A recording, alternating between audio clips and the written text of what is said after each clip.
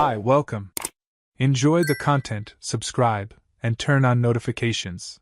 Pierce Durham had always been the kind of man admired for his nearly flawless discipline and unwavering attitude toward life. The moment he stepped into any place, you could instantly sense his strong, confident presence, which inspired trust in everyone around him. He was the person people sought out when they needed clear, spot-on advice, someone who never lost his composure.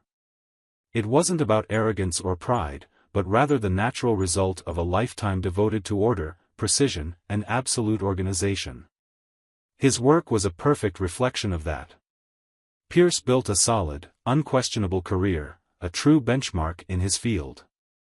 Every decision he made was carefully thought out, measured, and carried out with impressive clarity. Even co-workers who weren't particularly fond of him had to admit that Pierce Durham was someone to look up to, an unparalleled professional in his area. His personal life seemed to follow that same successful pattern. By his side was Marjorie, his wife for over 2 decades. Marjorie was the perfect example of a dedicated, meticulous, organized, and punctual wife. For years, they both stuck to flawless routines, with set schedules, predictable habits, and an apparently unbreakable harmony. In the eyes of friends and family, they were the model of a rock-solid marriage, an unbeatable pair in daily life. Their daughter Briley, now an adult with a newborn, seemed to confirm the stability of that perfect family. But gradually, something strange began to surface in that carefully built harmony. At first, Pierce barely noticed. They were tiny little delays when Marjorie came home at night, 5 minutes here, 10 minutes there. Whenever he politely asked about it, Marjorie just smiled and said things like, "The gym was busier today," or "I stayed longer to help Briley with the baby." Pierce accepted these explanations without complaint, as he'd never been suspicious or jealous. But as the days passed, those small delays became more frequent, and Pierce started to feel intrigued. Soon, other signs popped up, things that were even harder to ignore. During dinner, Marjorie began leaving her phone face down on the table, something she had never done before. Pierce couldn't shake the uncomfortable feeling slowly growing inside him. For the first time in his life, he felt a twinge of doubt, an unsettling question about the woman he knew so well, or at least he thought he knew. One night, after a quiet, uneasy dinner, Pierce waited for Marjorie to take a shower. Restless and feeling a surge of anxiety that was unlike him, he made a shocking decision. He discreetly grabbed his wife's phone and went through her messages and recent calls. His heart pounded like never before while his trembling fingers searched for any sign that might confirm or deny his suspicions. But what he found was exactly the opposite of what he expected. The phone was completely clean. There were no recent messages or calls or anything suspicious.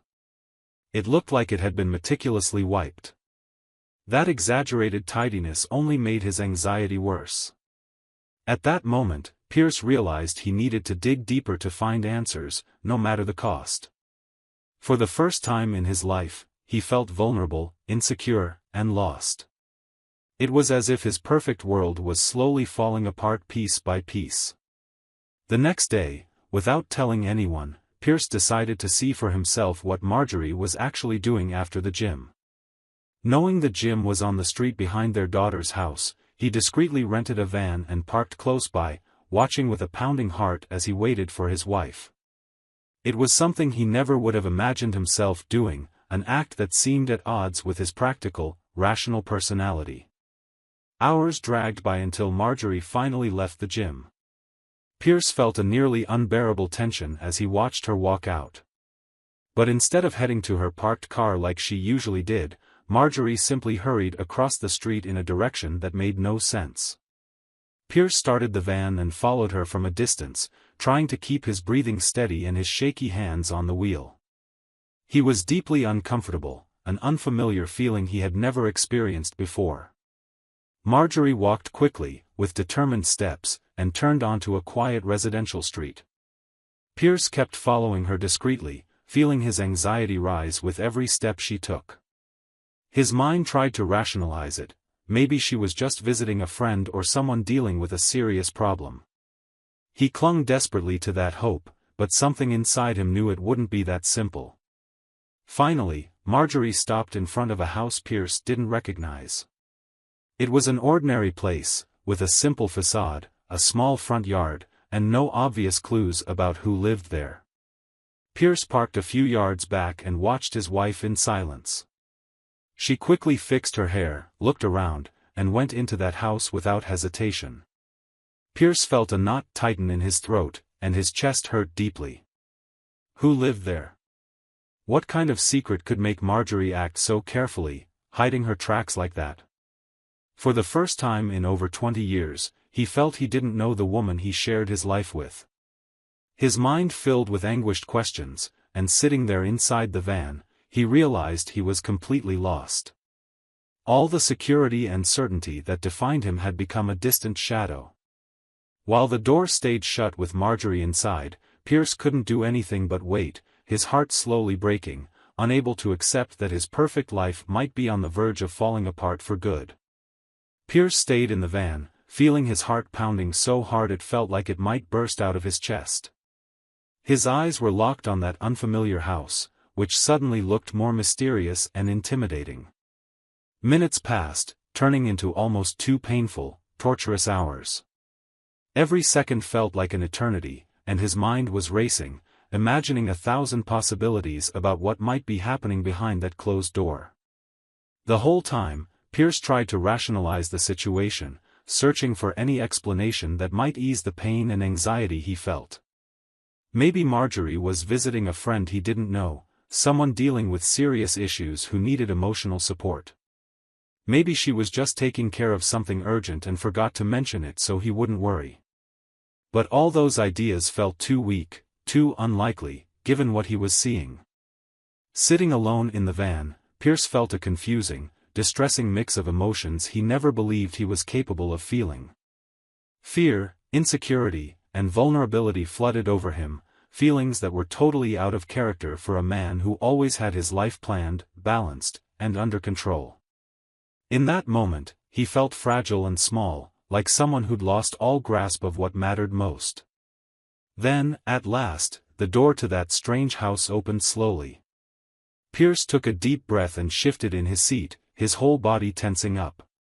He saw Marjorie come out, quickly fixing her hair as she looked around cautiously. Her expression was calm, almost casual, like she'd just been somewhere completely normal. Pierce felt a pang in his chest as he noticed how naturally his wife handled the situation. There was no sign of nerves or guilt, on the contrary, Marjorie walked confidently, as if nothing were wrong. When she left the house and turned the corner again, Pierce had to fight the urge to rush to that door and knock hard, demanding answers. He held himself back. He needed more information, something solid, before confronting his wife or anyone else. He wasn't a man who made rash decisions, he always thought things through carefully, and even though he was shaken, he wouldn't change now. Pierce knew one wrong move could ruin everything and, most of all, completely destroy how Marjorie saw him. Taking a deep breath, he headed home. On the drive, moving slowly through the familiar streets, his mind was consumed by difficult questions. Who was in that house? Why would Marjorie hide that visit from him? Why did she act so normal, like it was just another ordinary day? He couldn't figure out where this strange piece fit into the perfect life they'd built. When he got close to home, Pierce parked the van on the back street so nobody would see him. Then he forced himself to act like he always did. He greeted Marjorie calmly, giving her a faint smile, although inside he felt a whirlwind of conflicting emotions. She smiled back, heading for the shower as though everything were fine, humming softly, without suspecting the silent drama unfolding in her husband's heart. That night, Pierce barely slept. He tossed and turned for hours, staring at the ceiling, trying to find a way to unravel the mystery without making things worse. He didn't want to confront Marjorie without proof, knowing she could deny everything and create an even bigger mess. He decided he needed something more concrete before doing anything. The next day, Pierce woke up early and acted normally around his wife, like it was just another morning. They had breakfast together, and he watched Marjorie's every move, looking for some sign of guilt or anxiety. But again, he found nothing. She seemed calm, confident, and completely at ease, chatting about everyday things, as if nothing was bothering her. Once Marjorie left for work, Pierce felt the tension build inside him again. He knew this story wasn't over, and now, more determined than ever, he decided to keep up his quiet investigation. With his heart pounding once more, he waited patiently until lunchtime, knowing Marjorie usually went to lunch with a friend, a detail she often mentioned. But he no longer trusted that information and had to see it with his own eyes. Pierce drove discreetly to his wife's workplace and parked nearby, staying far enough away to avoid suspicion. His mind was clear and focused, even though he was torn up inside, unsure of what he might find. When he finally saw Marjorie leave the building, a rush of adrenaline spread through his body again. She wasn't with the friend she always mentioned. Alone, Marjorie walked quickly to her car and drove through town with a sense of purpose, not hesitating. Pierce followed her carefully, keeping his distance so he wouldn't be noticed, while feeling a painful mix of fear and anticipation tightening in his chest. Once again, she drove to that same mysterious house as the day before. Pierce felt his heart clench when he realized this wasn't a one-time thing. She parked her car calmly, stepped out with the same casual expression as before, and went into the house like she'd done it many times. Pierce parked farther away this time, gripping the steering wheel tight as he watched from a distance, trying to absorb this harsh reality. He had no idea who was inside that house or why Marjorie was going there again so soon. All he knew for certain was that his wife was hiding something serious from him, something that could destroy everything they'd built together. He sat there in the car, heart heavy, eyes filling with tears for the first time in years, realizing he was on the brink of a battle he never thought he'd have to face, a painful fight for the truth that might cost him everything he loved most. Pierce stayed there, staring at the door of that mysterious house, feeling an almost unbearable pressure in his chest. He'd been through rough situations before, but nothing compared to the agony of watching the world he knew unravel before his very eyes. He waited anxiously until Marjorie came out again. This time, she stayed inside for less time than the day before, and Pierce watched closely as she hurried out, quickly straightening her dress, then walked back to her car without glancing around. As she left, Pierce's mind filled with dark thoughts. There was no longer room for innocent doubts or simple explanations. He had to confront this situation and look the person in that house in the eye to finally discover what was happening inside. Determined but still shaken, Pierce got out of his car and walked slowly toward the door. Each step felt impossibly heavy, every move requiring a kind of courage he didn't know he had. When he reached the door, he took a deep breath, hesitating for a few seconds, feeling his heart race and his hands shake. Finally, he raised his hand and knocked firmly. The sound echoed through the quiet street, intensifying his anxiety. Seconds later, the door opened slowly, revealing a tall man with a tired look in his eyes, surprised and cautious to find Pierce standing there. Pierce studied this strange man for a few moments, trying to recall if he'd ever seen that face before. Nothing came to mind. The man seemed entirely unfamiliar, a mystery that made no sense in his life or Marjorie's. Tension hung in the air until the stranger finally broke the silence in a calm but steady voice. "Can I help you with something?" Pierce felt his heart tighten again, but he had to keep control. His voice came out harsh and direct, with no beating around the bush. "My wife was here just a bit ago. I want to know what's going on." The man watched him in silence for a few seconds, like he was assessing the impact of that unexpected question. There was something deep in his eyes, something Pierce couldn't pinpoint, but it was obvious he wasn't shocked by this turn of events. After a brief moment, he opened the door a little wider, nodding slightly for Pierce to come in. Pierce followed him, feeling strange, almost like an intruder in that place that felt so disconnected from his reality. The living room was small and simple, with old, worn furniture. A few old photos were hung on the walls, and Pierce felt uneasy that he didn't recognize anyone in them. Sitting on the couch across from the stranger, Pierce noticed how uncomfortable the man looked as he searched for the right words to explain a situation that was clearly complicated. Finally, after a long breath, the man spoke in a low, cautious voice. "My name's Talon Hayes. I'm guessing Marjorie never mentioned me to you, am I right?" Pierce felt a chill run down his spine when he heard that name. Yes, he'd heard about Talon Hayes before, but only in passing. Marjorie had mentioned him once, years ago, as someone who hurt her a lot before she met Pierce. He knew it was a sad chapter of her past, something he respected but never brought up again. Pierce felt a quiet anger begin to boil inside him, along with confusion and sadness. He couldn't understand why, after so many years, Marjorie would go looking for this man. Pierce spoke, voice trembling, still unwilling to believe the situation. Why would she come here after all this time? Did you reach out to her? Talon Hayes shook his head slowly, wearing an expression that seemed part regret and part discomfort. No, I didn't reach out to her. She came to me. She showed up at my door out of the blue after all these years. I was surprised to see her myself. Pierce felt like he'd been punched in the chest. It was too hard to accept that his wife, the woman he believed he knew better than anyone, was doing something like this. His voice was filled with both anger and hurt when he asked again, "And why on earth would she come find you after so long? What do you two have to talk about?" Talon hesitated again. His posture suggested there was more to this, something deeper he wasn't comfortable revealing.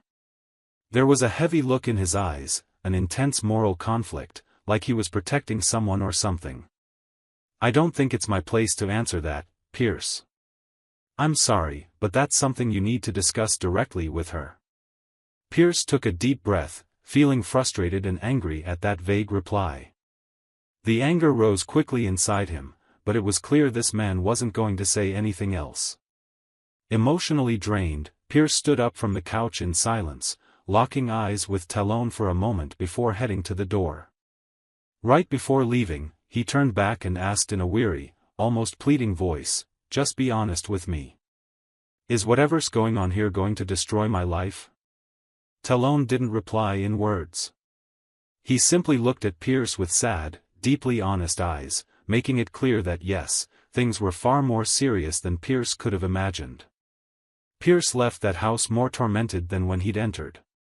The reality he'd so carefully built now seemed extremely fragile. As he drove home slowly, it felt like he was caught in a never-ending nightmare. Every mile heightened his pain, his anxiety, and his urgent need for answers. The image of Talon's mysterious expression was burned into his memory, a silent warning that what he was about to discover could completely change everything he believed he knew about his own life. Pierce eventually made it home, feeling like a man adrift in a dark, unknown ocean.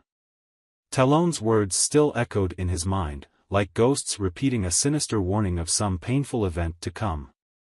The whole drive, he felt a deep emptiness, plagued by questions and the unsettling thought that the life he'd known might never have been real. Everything Pierce Durham had built, every certainty he had about himself and his marriage, now seemed alarmingly fragile. When he arrived, he parked the car and sat there quietly for a few minutes, trying to summon the courage to face Marjorie. He knew the conversation they were about to have was inevitable. Stepping inside, he saw his wife sitting calmly in the living room, reading a magazine as if it were just another evening. She looked up and gave him a casual smile, unaware of the emotional storm raging inside him. He couldn't bring himself to smile back. Instead, he stopped in front of her, hands cold and shaking, staring at her with an intensity Marjorie didn't recognize at first. Her smile slowly faded, replaced by worry and confusion. For the first time, Pierce saw a glimpse of insecurity on her face, as if she instinctively knew this moment would change everything. "Why did you go to that man's house, Marjorie?" Pierce asked, keeping his voice steady, though the pain in it was obvious. Marjorie turned pale right away. Her breathing grew faster, and she looked away, clearly shocked that Pierce knew. She tried to hide her nerves, pretending to be surprised, but he had already seen the truth in her face the moment she froze. "You were there? You talked to him?" she asked, obviously shaken, almost pleading. Pierce nodded silently, never looking away from her. It was like he was searching her face for some clue that might help him make sense of everything. Marjorie seemed cornered, trapped in a lie she couldn't escape anymore. After a heavy silence, Marjorie lowered her eyes and, taking a long, deep breath, accepted that there was no point in keeping this a secret anymore. In a trembling, almost whispery voice, she finally revealed the secret she'd been carrying for more than 2 decades. "Pierce, I went to see him because I had to deal with something very important that I never had the courage to tell you. It's something from my past, something you deserved to know a long time ago, but I hid it out of fear of losing you." Pierce felt his heart beating wildly. Her words sank slowly into his mind, like a painful poison flowing through his entire body. Nearly voiceless, he asked, steeling himself against the agony he could sense coming, "What have you been hiding from me, Marjorie? Tell me everything right now, no more lies." She breathed in shakily, her body trembling, and finally raised her eyes to look straight at him. When she spoke, her voice was so low he could barely hear it, heavy with shame, regret, and profound sadness. "Briley isn't your biological daughter, Pierce. She's Talon Hayes' daughter." Her words hit Pierce so hard that he physically jolted, his whole body trembling. His mind suddenly shut down, unable to take in such a brutal, unexpected revelation. Briley, his beloved daughter, the child he watched grow up, whose first steps he guided, whose life he had shared, wasn't actually his? Everything he'd built, the family he cherished, was now crumbling around him, reduced to the painful shards of a lie that had lasted over 20 years. He had to lean on the armchair to keep from collapsing, the emotional blow was so severe. Marjorie was silently crying, watching her husband suffer in front of her. With a voice barely audible, Pierce asked one more time, as if hoping there had been some horrible mistake, "Why didn't you ever tell me? Why did you let me live this lie for so many years?" Marjorie tried to hold back her tears but couldn't. The words came out in painful bursts, amid sobs that sounded genuine. "When I found out, Briley was already born, and you loved her so much, and she loved you.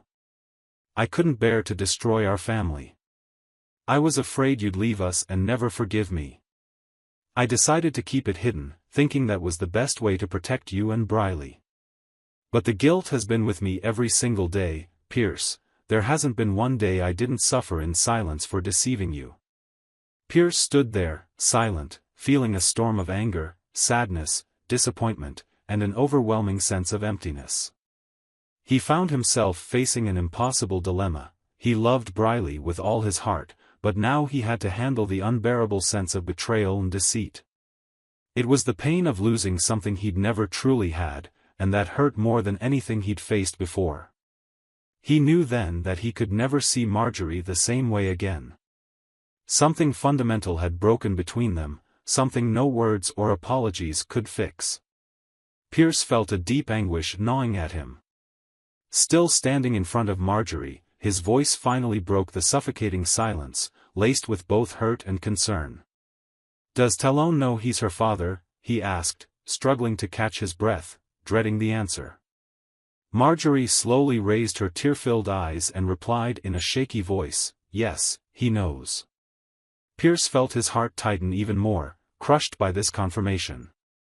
Immediately, his thoughts went to Briley, the daughter he loved so deeply, the little girl he'd raised and protected without ever imagining she might not be his. His voice nearly failed as he asked, "And does Briley have any idea?" Marjorie shook her head quickly, panic in her eyes, like she was begging him to believe her. "No, Pierce. Briley doesn't know a thing. I never had the courage to do that to her or to you. She has no idea." Pierce felt a wave of relief and anger all at once. Relief that Briley was safe from that terrible blow, but an overwhelming anger at the extent of the lie he'd been forced to live with. Looking at the woman who had stood by his side all these years, he realized there was no going back. This wound couldn't be healed, the damage was already done. In the days that followed, Pierce stayed emotionally distant from Marjorie, even though they were under the same roof. The house became cold, silent, and suffocating. Marjorie tried to approach him carefully, but Pierce couldn't bear to look at her without remembering the magnitude of her betrayal. Finally, on a silent evening, while Marjorie sat alone in the living room, he came to her with a clear decision. "Marjorie, we need to talk," he said, his tone firm and resolute. She slowly looked up, already guessing what was about to happen. Her eyes welled with tears again as Pierce, filled with heartbreak, spoke the hardest words of his life: "I want a divorce. I can't keep living like this. There's no trust left between us." Marjorie started crying softly, covering her face with trembling hands. Her voice was a sorrowful whisper: "I knew this day would come. I was always afraid of it. Pierce, I'm so sorry, please believe me, I never wanted to hurt you or destroy what we had." He pulled away, leaving Marjorie there in tears, alone in the living room. His mind was made up. In the following days, Pierce remained tormented, consumed by an intense restlessness that refused to leave him. He went back to Talon's house again, this time knowing exactly what he wanted to do. As he knocked on the door, he felt his anger rise, fueled by the weight. Talon opened it, clearly uneasy to see him again. "Pierce, what do you want now?" Pierce walked in without asking, facing Talon directly, a cold, threatening tone in his voice. "You know Briley is your daughter. Do you intend to take any responsibility for her or your grandchild?" Talon hesitated a moment but answered without any hint of doubt in his voice: "No. I never wanted kids, Pierce. I never planned on having a family. None of this means anything to me." Pierce took a step forward, getting even closer to Talon's face, speaking with a dark warning in his voice: "Fine. Then hear me clearly, you are never going to breathe a word of this to Briley or anyone else. If you say one single thing, I'll ruin you. Do you understand?" Talon swallowed hard, nodding slowly. Pierce turned and left, feeling a bitter ache in his chest but also a kind of relief at having set clear boundaries. Still feeling restless, Pierce confronted Marjorie one last time before finalizing the separation. Looking her in the eye with a stern, emotional gaze, he said, "You owe me this, Marjorie. Promise me right here and now you'll never tell Briley about any of this. Look me in the eye and promise. After everything you did, that's the least you can give me." Marjorie didn't look away, tears rolling down her sad, grief-stricken face. Her voice was firm, though filled with pain. "I promise, Pierce. I'll never tell her. You have my word." Pierce took a deep breath, adding with an even harsher tone, "Talon won't talk either. But if you ever open your mouth, if you dare say anything to Briley or anyone else, I'll destroy you too, Marjorie. Don't think I'm joking. I won't let our daughter suffer." She nodded slowly, fully realizing there was no room left for mistakes. The divorce was finalized. Marjorie ended up going back to Talon, maybe in search of something from the past she'd never fully lived. But history repeated itself in a cruel twist. A few months later, Marjorie discovered Talon had cheated on her once again. Their already fragile relationship fell apart quickly, leaving her even more hurt. Pierce, meanwhile, moved on with his life, pouring all his love and attention into Briley and his grandchild. He remained fully present in their lives, taking part in every special moment, just like the caring father he'd always been. The silent pain was still there, but he'd learned that some wounds never completely heal. Pierce quietly accepted this bitter reality, thinking to himself, life isn't easy. Sometimes it really beats you down, but you've got to swallow your pride. It doesn't matter what blood says or what lies were built around me, Briley is, and always will be, my daughter. And that was how Pierce Durham decided to keep going, facing the storm with dignity, never letting go of the greatest love in his life, the daughter fate had placed in his arms, and whom he would love until the end of his days. Thank you for watching the video. If you enjoyed it, don't forget to subscribe to the channel and turn on notifications so you won't miss any updates. See you next time.